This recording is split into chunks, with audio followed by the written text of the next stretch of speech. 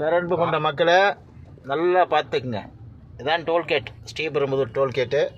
பெட்ட பகலில் ஏதோ வந்து பகல் கொள்ளை நடக்குன்னு சொல்லுவாங்களோ. இங்கே பாருங்கள், நம்ம வந்து இந்தியாவுக்குள்ளே தான் பயணிக்கிறோமா இல்லை வேறு சர்வதேச நாட்டில் கூட இப்படி கிடையாது.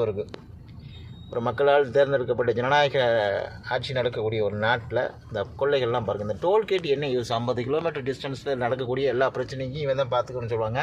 இந்த 50 கிலோமீட்டர், அதாவது இந்த டோல்கேட்லேருந்து 50 கிலோமீட்டருக்குள்ளே என்ன நடந்தாலும் இவன் தான் பொறுப்பு. ஆனால் அந்த 50 கிலோமீட்டர் ரோடெல்லாம் நல்லா போட்டிருக்கானா, மருத்துவ சேவை இருக்குதா அப்படின்னு பார்த்தா எதுவுமே கிடையாது. நல்லா வசூல் பண்ணுறாங்க. ஒரு நாள் கோடிக்கணக்கில் வந்து இந்த மாதிரி மக்கள் தன்னுடைய உழைச்ச படத்தை இப்படி கொடுத்துட்டு போனான்னா, அதுவும் தனியார், இது அரசாங்கத்துக்கு போகாது, தனியார். என்ன யூஸ் இந்த டோல்கேட்னால்?